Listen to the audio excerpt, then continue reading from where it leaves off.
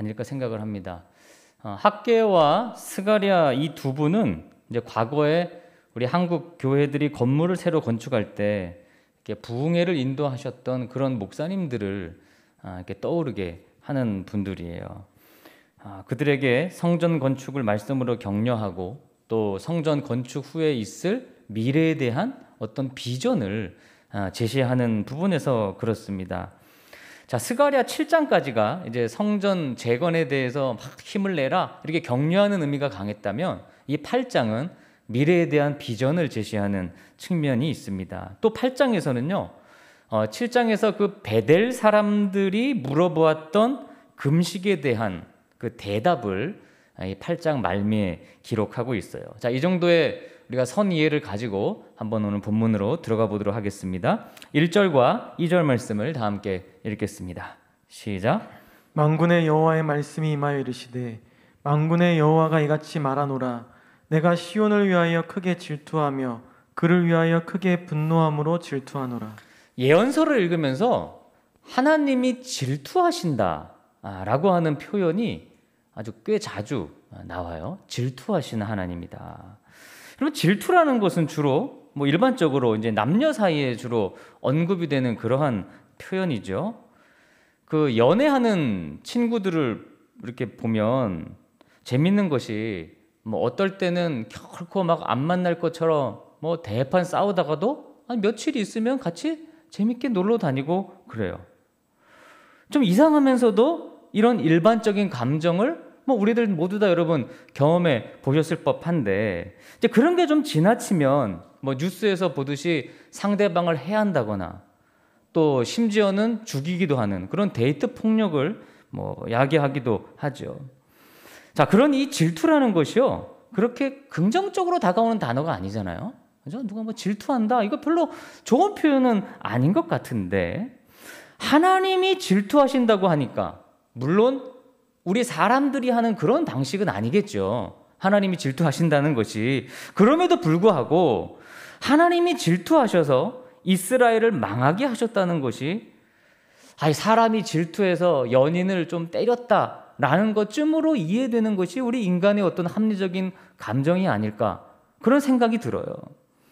하나님께서 이스라엘과 언약을 맺으실 때 이스라엘은 오직 한 분 하나님만을 사랑하기로 되어 있었습니다. 그러라고 하나님이 그들을 택하셨어요. 그래서 10계명의 제1계명이 뭡니까? 나 외에 다른 신을 두지 말아라. 그렇게 하나님이 계명의 1로 만들어 주셨단 말이에요. 근데 그것을 깨면 우리 하나님도 질투하시게 되고 이스라엘은 하나님의 심판 아래에 거하게 됩니다. 쉽게 말해서 이 7장에서 언급하는 것처럼 지난주 7장이죠.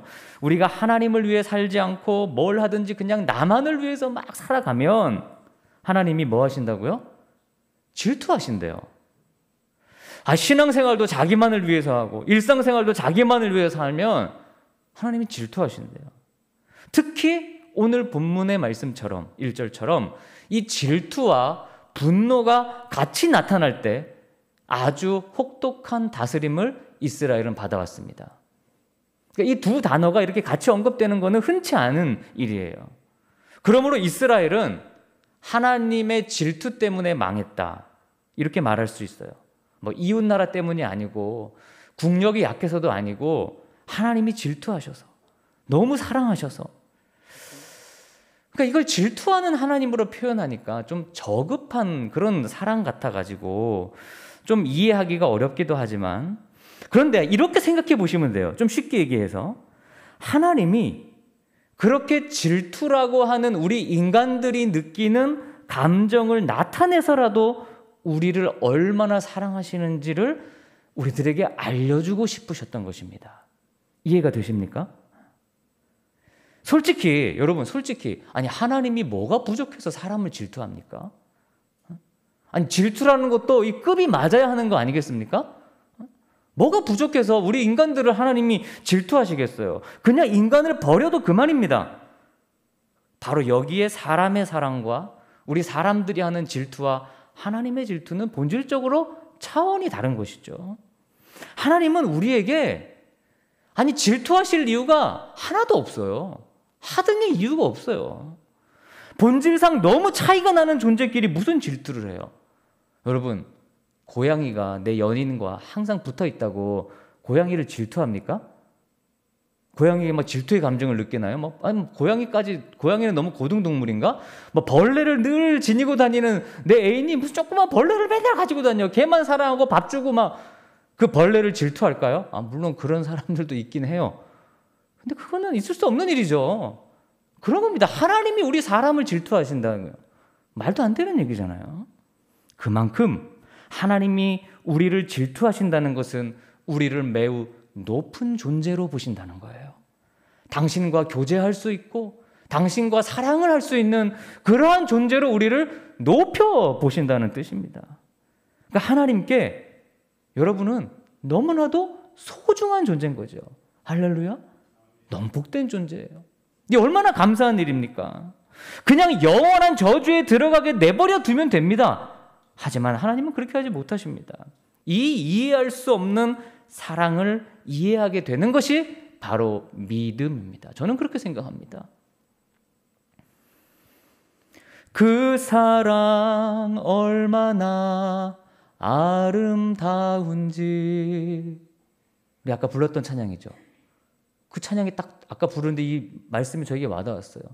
그 사랑 얼마나 날 부욕해 하는지, 그 사랑 얼마나 크고 놀라운지를, 그 사랑 얼마나 나를 감격하게 하는지. 우리 한번 다 같이 후렴만 불러볼까요? 하나님의 사랑, 나를 질투하시는 그 큰 사랑 한번 생각하면서 찬양해 보겠습니다. 그 사랑, 그 사랑 얼마나 아름다운지, 그 사랑 얼마나, 그 사랑 얼마나 날 부욕해 하는지, 그 사랑 얼마나 크고 놀라운지를, 그 사랑 얼마나 나를 감격하게 그 사랑 얼마나, 그 사랑 얼마나 아름다운지, 그 사랑 얼마나 날 부욕해 하는지, 그 사랑 얼마나 크고 놀라운지를, 그 사랑 얼마나 나를 감격하게 하는지. 여러분, 하나님은 그렇게 우리를 사랑하십니다. 3절 말씀을 읽어보겠습니다. 3절입니다. 시작. 여호와가 이같이 말하노라. 내가 시온에 돌아와 예루살렘 가운데 거하리니 예루살렘은 진리의 성읍이라 일컫겠고 만군의 여호와의 산은 성산이라 일컫게 되리라. 하나님은 우리를 그렇게 사랑하시는데 이 하나님의 질투와 분노의 불에 크게 데인 인간은 하나님께 돌아가지를 않습니다. 여전히 고집불통이에요. 그래서 하나님께서 돌아오셨어요. 여호와께서 돌아오라고 수없이 선포했으나 여호와께 돌아가지 않습니다. 그래서 어떻게 했다고요? 하나님이 돌아오셨습니다. 하나님이 돌아오시니 예루살렘이 다시 진리의 성읍이 되고 그 산은 성산이 됩니다. 새롭게 성전이 재건되는 가운데 하나님이 임재하시겠다고 오늘 약속하고 계십니다. 그러니까 단순히 성전을 지을 때 건물은 의미가 없는 것입니다. 하나님이 거하셔야 진리의 성읍이고 거룩한 산입니다. 그러니까 이 성전 재건이라는 것은 곧 하나님의 임재의 회복을 기대하고 소망하는 일이죠. 교회의 영광이 뭘까요? 성도의 영광이 뭘까요? 하나님이 거하신다는 사실입니다. 하나님이 함께 하신다는 사실이에요. 4절과 5절입니다. 시작. 만군의 여호와가 이같이 말하노라. 예루살렘 길거리에 늙은 남자들과 늙은 여자들이 다시 앉을 것이라. 다 나이가 많음으로 저마다 손에 지팡이를 잡을 것이요 그 성읍거리에 소년과 소녀들이 가득하여 거기에서 뛰놀리라. 네, 우리가 코로나 때문에 거의 2년간 보지 못했던 그런 모습입니다. 예배 후에 어른들이 식사하며 앉아 계시는 모습, 또 우리 교회 복도에서 아이들이 마구 뛰어다니는 모습, 이 일들, 참 이런 일들 모든 것이 너무 그립습니다. 교회뿐이 아닙니다. 학교에서도 거리에서도 마음껏 호흡하며 눈치 안 보고 다니는 일들이 과연 언제였나, 앞으로 언제일까라는 생각이 들어요. 이스라엘도 열악한 포로 생활로 노인들의 수명이 많이 줄었습니다. 그리고 젊은이들이 자식을 낳는 일도 급감했습니다. 당연하겠죠. 포로 생활 중에 어떻게 자식을 낳고 키우겠습니까? 당연히 예루살렘 거리는 사람이 없고 온갖 범죄가 난무했을 거예요. 그리고 노인과 어린이들과 같은 연약한 사람들이 쉽게 편하게 다닐 수 있는 그런 거리가 아니었던 거예요. 그러나 이제 새롭게 성전이 지어지고 하나님의 임재가 이 예루살렘 성전에 충만해지면 다시금 거리마다 지팡이를 지닌 노인들이 앉아서 이야기를 할 것이며 소년 소녀들이 가득하여 뛰놀 것이다. 와, 하나님의 돌아오심은 이렇게 연약한 자들이 안전하게 거하는 그러한 이유가 되는 거예요. 이것이 바로 부흥 아니겠습니까? 하나님의 임재만 있다면 부흥은 저절로 오는 것입니다. 하나님의 임재가 중요한 거죠. 6절입니다. 시작. 만군의 여호와가 이같이 말하노라. 이 일이 그날에 남은 백성의 눈에는 기이하려니와 내 눈에야 어찌 기이하겠느냐. 만군의 여호와의 말이니라. 이스라엘 백성들은 이걸 꿈꿀 수가 없었어요. 어떻게 그런 일이 일어날까? 지금 우리의 형편이 이런데 상상할 수 없는 일이죠. 70년간의 패배의식, 황폐한 예루살렘과 성전, 일할 수 있는 인력이 부족했던 상황, 그 누구도 지금 본문의 이 말씀을 기대할 수 없는 상황입니다. 그러니 스가랴의 입술을 통해 전해지는 이 회복의 말씀이 너무도 기이한 거예요. 와, 그렇게 노인들이 많아진다고? 아니, 아이들이 다시 많이 뛰어논다고? 야, 그거 너무 기이한 일인데? 그거 불가능할 것 같은데? 그런 날이 올까? 다시 교회가 시끌벅적해지는 날이 올까? 아이들이 줄어들어 학교는 물론 교회 학교도 문을 닫고 있는 이 실정에 다시금 아이들이 많아지는 그런 날이 올까? 우리에게도 그런 일은 굉장히 기이한 현상일 것입니다. 그런데 하나님이 말씀하십니다. 너희 눈에는 기이한 일일지라도 어찌 내 눈에 그게 기이하겠느냐. 그게 무슨 뜻일까요? 하나님 못하실 일이 없다는 거죠. 하나님에겐 전혀 이상한 일이 아니라는 것이죠. 인간의 눈에는 그렇게 되려면 그 속도도 불가능하고 내 생애에 불가능한 일이고 그렇게 생각할 수 있지만 하나님의 눈에는 그렇지 않다는 것입니다. 예레미야 32장 17절에 하나님에게는 할 수 없는 일이 없으시다고 했고, 같은 장 27절에 내게 할 수 없는 일이 있겠냐? 라고 인간들에게 반문하고 계십니다. 스가랴는 백성들로 하여금 하나님의 눈으로 바라보라고 오늘 설득하고 있어요. 하나님의 눈으로 볼 때는 그거 기이한 일이 아닌 것입니다. 사랑하는 여러분, 사람의 눈으로 보지 마시고 하나님의 눈으로 세상을 바라보십시오. 말씀의 눈으로 보십시오.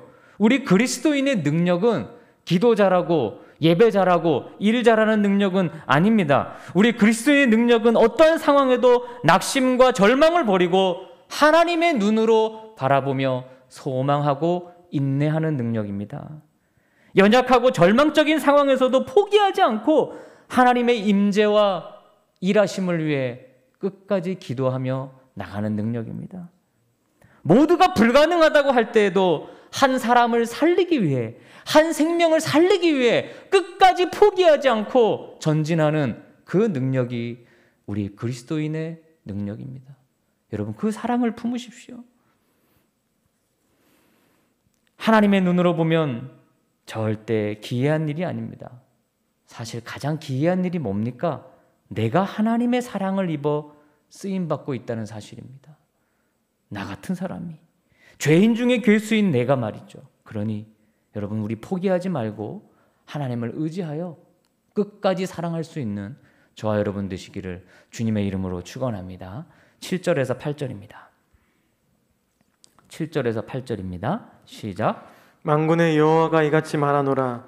보라, 내가 내 백성을 해가 뜨는 땅과 해가 지는 땅에서부터 구원하여 내고 인도하여다가 예루살렘 가운데 거주하게 하리니 그들은 내 백성이 되고 나는 진리와 공의로 그들의 하나님이 되리라. 네, 8절까지가 그 예루살렘에 다시 회복되는 것에 대한 말씀이에요. 하나님이 임재하셔서 여기 해가 뜨는 땅과 해가 지는 땅은 모든 땅을 다 의미하는 거고요. 아직 유대 땅에 돌아오지 못한 사람들이 많이 있었어요. 성전 재건을 시작하려고 온 소수의 사람들만 현재 돌아왔고, 많은 사람들은 여기저기에 흩어져 있었는데 그들도 하나님께서 구원해 내시겠다고 오늘 약속하고 있습니다. 당신의 백성으로 삼으시겠대요. 이어서 말씀하십니다. 진리와 공의로 그들의 하나님이 되겠다. 진리는 하나님의 말씀입니다. 약속하신 말씀, 언약의 말씀. 공의는 신실하신다는 걸 말해요. 신실하심. 이 백성들을 진리와 신실함으로 다스리겠다. 우리 하나님은 절대 거짓말하시는 분이 아니거든요. 한번 하겠다면 하시는 거거든요. 사람을 속이지도 않습니다. 하나님을 붙들고 말씀에 순종하는 자들을 반드시 이끄시고 하나님의 상급과 은혜로 채워주십니다. 하나님이 임재하시며 그곳에서 하나님의 백성이 되는 이 축복을 누리게 하시겠다는 거예요. 그게 하나님의 계획이에요. 절대로 실패하지 않는 하나님의 계획입니다. 여러분, 걱정하지 마십시오. 하나님은 신실하시고 속이시는 분이 아닙니다. 오늘도 당신의 약속한 말씀으로 우리와 우리의 인생을 인도하실 겁니다. 내가 생각할 때는 기이한 일을 하나님은 반드시 이루실 것입니다. 근데 그거는, 여기 중요한 것 한 가지는 우리가 잘해서가 아니에요. 그냥 하나님의 주권이에요. 우리가 잘해서 하나님이 돌아오신 게 아니잖아요. 우리가 잘해서 하나님이 임재하신 게 아니잖아요. 그냥 하나님이 오신 거예요. 하나님 당신의 뜻대로 하시는 것입니다. 우리의 의지는 하나도 담겨 있지 않아요. 그럼에도 불구하고 하나님이 오시면 우리가 해야 할 일이 있습니다. 그게 이제 이후에 9절부터 17절까지의 말씀이에요. 우리가 하나님께 돌아가지 않아서 하나님이 오셨는데 우리에게 요구하시는 일이 있어요. 자, 먼저 9절과 10절 말씀입니다. 시작. 만군의 여호와가 이같이 말하노라. 만군의 여호와의 집 곧 성전을 건축하려고 그 지대를 쌓던 날에 있었던 선지자들의 입의 말을 이날에 듣는 너희는 손을 견고히 할지어다. 이날 전에는 사람도 삭슬 얻지 못하였고 짐승도 삭슬 받지 못하였으며 사람이 원수로 말미암아 평안히 출입하지 못하였으니 내가 모든 사람을 풀어 서로 치게 하였느니라. 네, 이 말씀을 보면 그 성전 재건을 시작할 때만 해도 이 유다 백성들의 형편이 아주 어려웠다는 것을 저희들이 짐작할 수 있죠. 일을 해도 삭슬 받을 수 없는 그런 경제 상황이었고, 그리고 범죄자들이 너무 많아서 자유롭게 돌아다닐 수 없는 그러한 형편이었다는 것입니다. 또 하나님이 서로 싸우게 하셨대요. 그러니까 육체적으로 정신적으로 늘 피곤하고 지치고 우울한 인생입니다. 그 고달픈 삶에서 현재 새로운 기점이 시작된 거예요.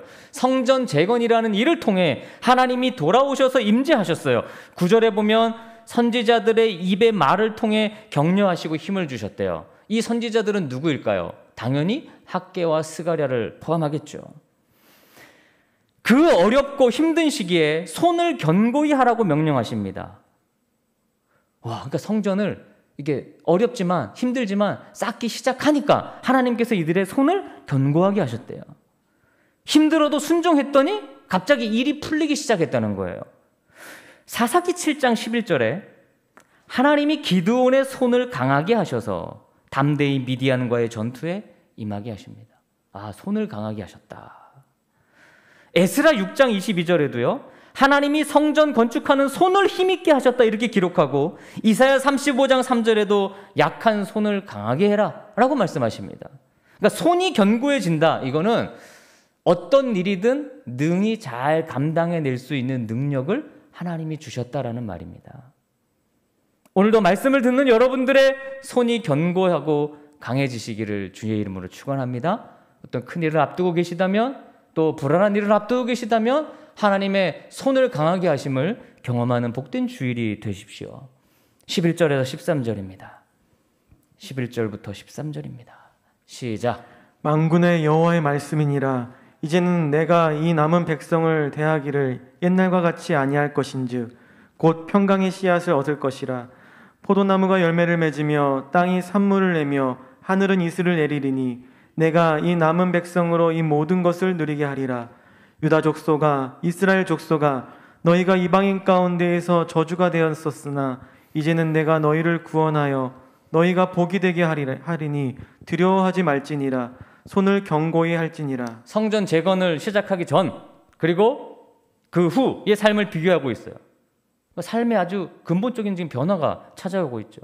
그동안은 이 유다 백성들 재수 없는 사람들이었어요. 저주받았다고 인식되던 사람들이었습니다. 그러나 하나님이 구원하시니 두려워하지 말아라. 손을 견고히 해라.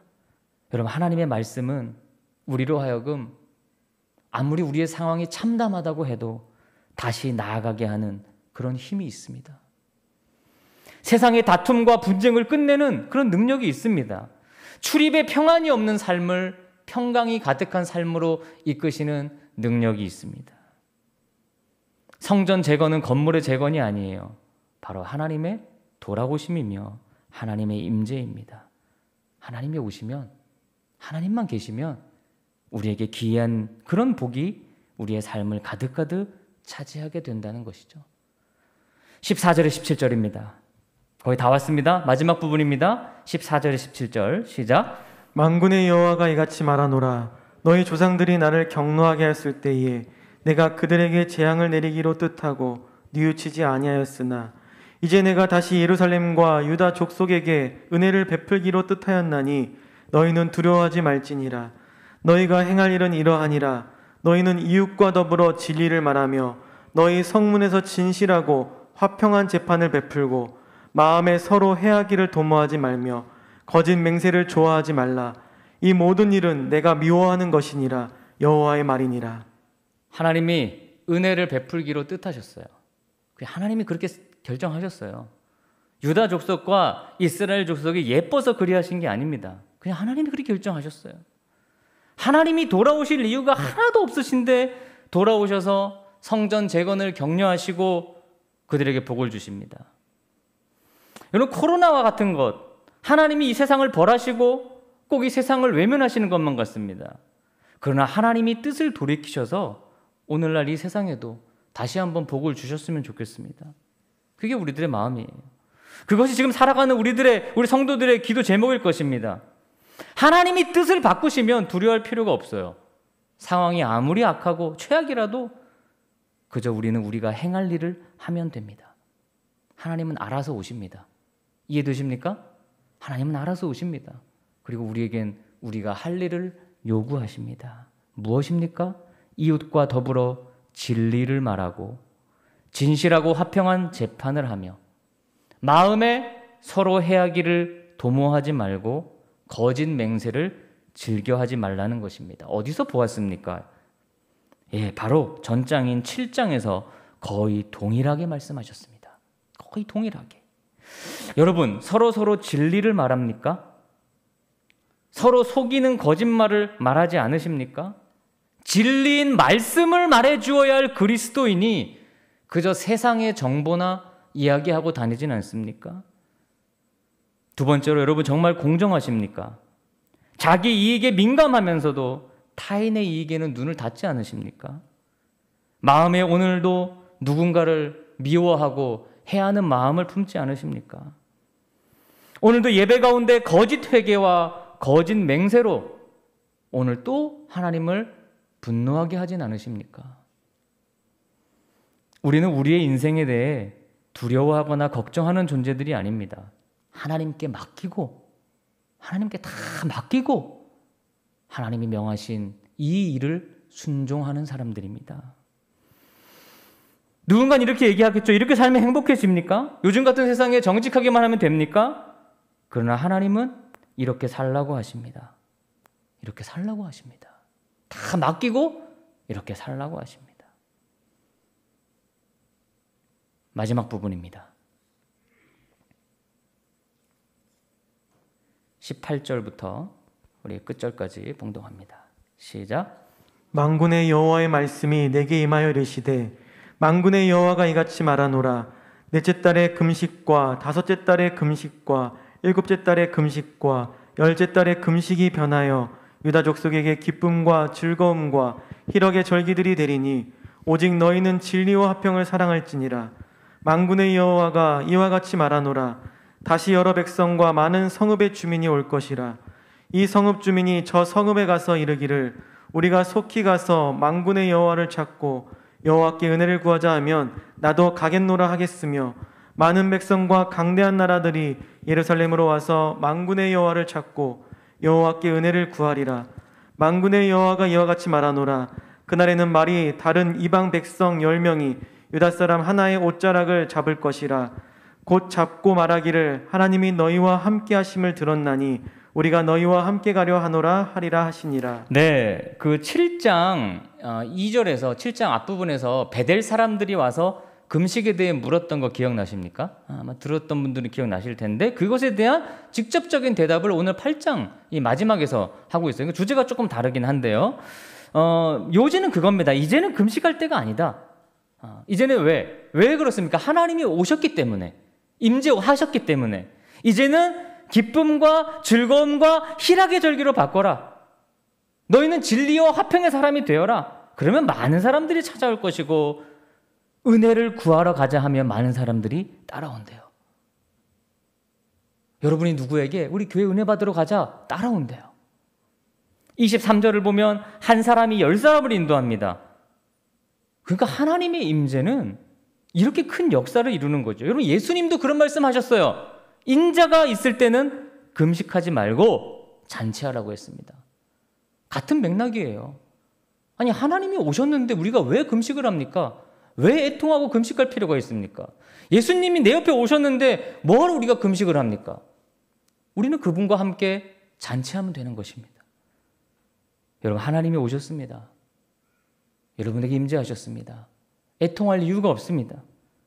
하나님의 진리의 말씀을 매일매일 실천하며 살아가면 됩니다. 그러면 여러분들이 세상 사람들을 이끌 수 있습니다. 이 진리를 오늘 꼭 기억하시고 하나님이 언제나 여러분 가운데 임재해 있기를 늘 소망하며 간구하며 기도하며 살아가는 저와 여러분 되시기를 주님의 이름으로 축원합니다. 기도합니다. 하나님, 우리가 도대체 뭐라고 우리의 부족함에 질투하시며까지 사랑하십니까? 우리를 그렇게 하나님과 함께 사랑할 수 있는 귀한 존재로 여겨주시는 것입니까?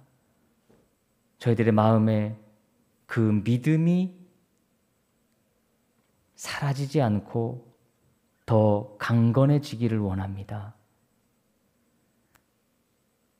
우리 눈에는 기이한 일일지라도 하나님의 눈에는 결코 기이한 일이 아닌 것을 저희들 오늘도 꿈꾸고 바라봅니다. 그저 하나님께서 명령하신 일을 오늘도 순종하며 나아갑니다. 주여 저희에게 임재하여 주시옵소서. 우리 해군 중앙교회에 임재하여 주시고 우리의 가정에 임재하여 주시고 나의 마음에 임재하여 떠나지 마시옵소서. 예수님의 이름으로 기도드렸습니다. 아멘. 다 함께 일어나셔서 우리 마지막 찬양 함께 드리겠습니다.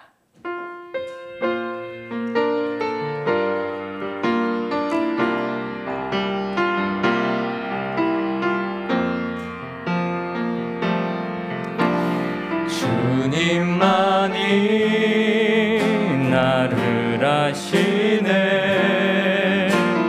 내 모든 삶 주가 만지시네. 주님 앞에 예배하는 이에게 그 은혜를 부어주시니. 주님만이 온 땅의 소망, 내 삶 속에 유일한 자랑이라. 주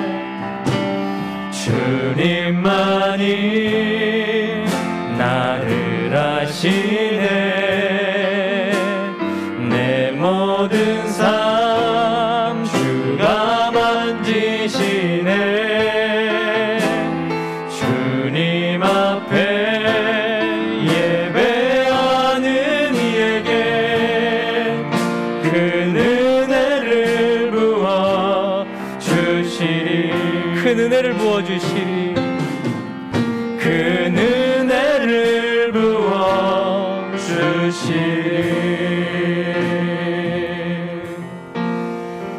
아멘. 오른손 가슴에 얹고 아픈 분들은 아픈 데 얹으시고 기도하겠습니다. 나는 늘 주님을 떠나려고만 하는데 하나님은 늘 우리 안에 오시려고 하십니다.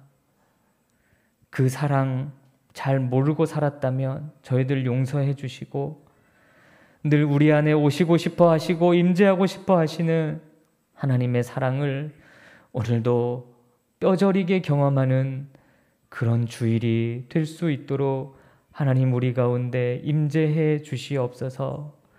내 안에 죄악이 가득하여 혹여나 하나님이 떠나실까 두렵습니다. 주여 회개하오니 우리를 정결하게 하시옵소서. 하나님께서 명하신 명령의 말씀들을 불순종하는 자가 되지 않을지 걱정스럽습니다. 주님의 말씀에 순종하는 자로 세워 주시옵소서. 하나님, 우리 눈에 기이한 그러한 현상을, 그러한 세상의 역사를 저희들 꿈꾸고 기도합니다. 하나님 눈에 어찌 기이하겠습니까? 이 땅을 회복시켜 주시옵소서. 오늘도 몸과 마음이 형편이 온전하지 못해 하나님께 간절한 심정으로 예배드리는 사랑하는 교우들이 있습니다. 주여 그 가운데 임재하셔서 저들의 손을 강하게 해주시고 저들의 손을 굳건하게 해주시고 하나님의 임재로 힘얻어 승리하는 자녀들로 삼아 주시옵소서.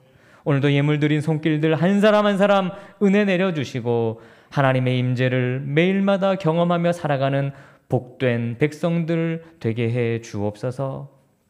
이제는 우리 주 예수 그리스도의 은혜와 하나님의 사랑과 성령님의 위로와 교통하심이 오늘도 말씀 붙들고 나아가는 사랑하는 주의 모든 자녀들 위해 지금부터 영원까지 함께 하시기를 간절히 축원하옵나이다. 아멘.